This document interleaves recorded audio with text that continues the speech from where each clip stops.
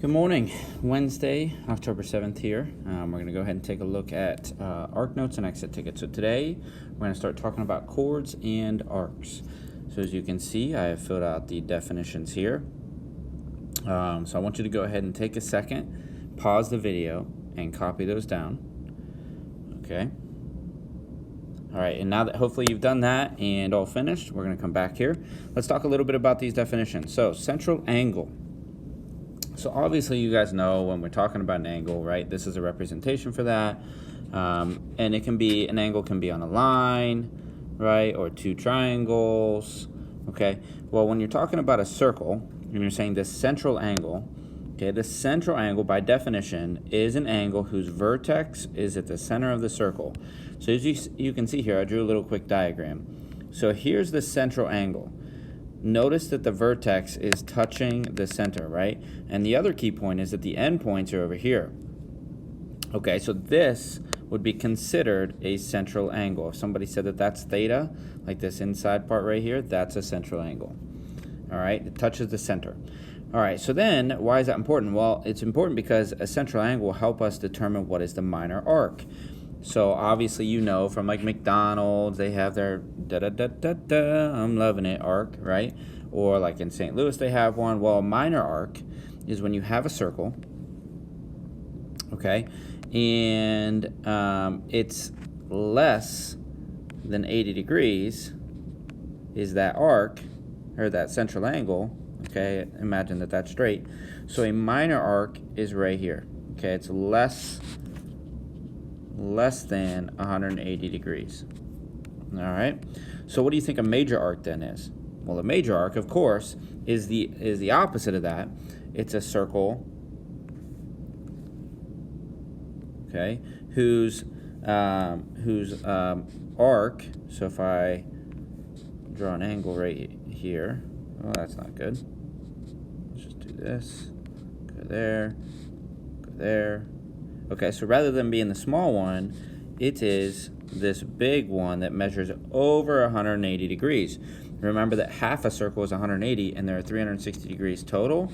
So it's 360 minus the minor arc, which actually says down here.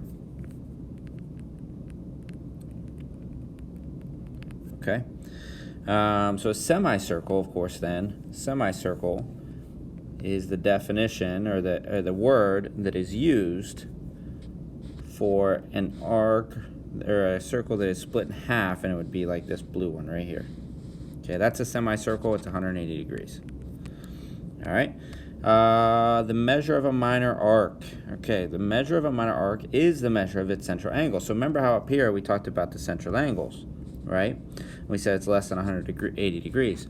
Well, a minor arc is actually the same exact measure if you're talking about degrees. There's two ways to measure an arc, okay? You can measure it in like centimeters and feet and all that, or you can measure it in degrees. It just depends on what's being asked.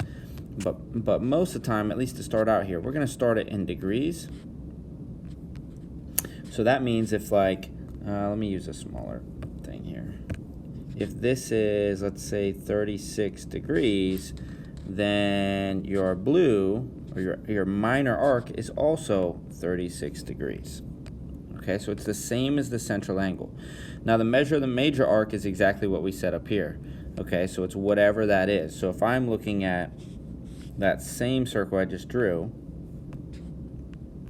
I draw an arc, I draw an angle, this angle is 36 degrees, well then the red on the outside is 360 minus 36, right? Which would be what? 300, that's going to be a 4, that's a 5, 324 degrees, okay, on the outside. All right, so that's how you find the major arc. You subtract the minor.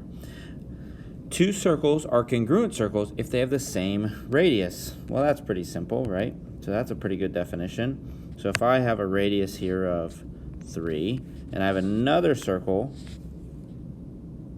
with a radius of 3, then they are congruent circles. Okay. Two arcs are congruent if they have the same central angle and if they're arcs of the same circle or of congruent circles. So what that means is, let's say I have a circle, I have two angles, okay, and it tells me that, let's say it's this one is 15 degrees, and then it tells me that this is 15 degrees. Well, then that makes these two arcs congruent, okay?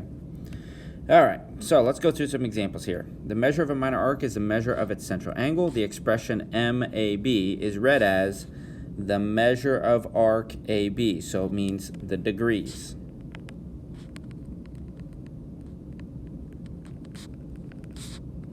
Of arc AB, okay? The measure of its entire circle, of course, is 360 degrees. The measure of a semicircle, we already said up there, is 180 degrees. So what's the measure of arc AB? Okay, so when it says AB, they're talking about a minor arc, all right? A minor arc here, and this one would, of course, be the same as its central angle, so this would just be 50 degrees. Okay, but when it adds a third letter into it, like it says here, ADB, so this is a minor arc. Typically, if it adds a third letter, that's going to be a major arc. So you already know it has to be greater than 180 degrees. Well, the major arc, ADB, ADB, right, go in the same order, okay, would be 360 minus 50, which is 310 degrees. Okay. All right, let's continue. Example 1, find the measures of each of arc and circle R. Okay, so MN, arc MN is going to be 100 degrees. Pretty simple because it's a central angle. MPN is a major arc, right? And it's missing this 100, so that's 360 minus 100. Come on. Uh-oh. Let's see if we can get right back to it. Hate it when it does that. 360 minus 100, which is 260 degrees. PMN. Okay, if you look, this is the diameter, so that cuts it in half, so this is 180 degrees. Okay, and then PM is right here. Well, since this was 180, right? And now we have this 100, so it's 180 minus 100. And so that arc would be 80. Okay.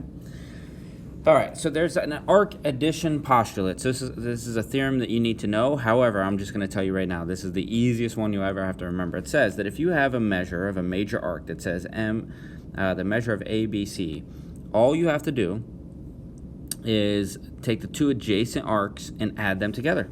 So the measure of ABC is the same thing as the measure of AB and BC, right? So if I add up AB and BC, it's going to get me ABC. Weird, right? All right, example 2. You join a new bank and divide your money several ways, as shown in the circle graph at the right. Find the indicated arc measures. Okay, so the measure of BD. BD, add them up, right? Arc angle postulate. 140 plus 60 gives you 200 degrees. Okay, BCD. BCD. Oop, I messed up. Duh. I messed up. Let's go back. So BD, because it's only 2 letters, is a minor arc. That means it's less than 180 degrees. Okay? So that means it's talking about this arc, not the other way around. So we're going to add these two together. 55 and 105 is 160. Okay? And then BCD, since it's 3 letters, is a major arc. So you know that's got to be greater than 180. So that tells you it goes this way, which is the 200. Okay? Okay, BCA. So again, 3 letters, anticipate a major arc. BCA, 140 and 60 is 200, add 105, gives you 305. And then ABC, let's see, just go with that. ABC, 55 plus 140 is 195. Okay, so that's it for today's notes, all talking about arcs and central angles. You have an exit ticket. Go ahead and complete that for homework tonight. These are practice, okay? Actually, let's just go through them real quick. Tell whether the given arcs are congruent. Are B, C, and DE congruent? Yes. Okay, A, B, and CD. A, B, C, D. Central angle congruent? Yes. Okay, so yes. F, G, H, J. Yep. They are congruent. Okay. Same central angle means they are. All right. So now again, exit tickets down here. Go ahead and complete that. It'll be worth 2 points for this, and then each of these is worth 1. Okay. I'll see you guys later.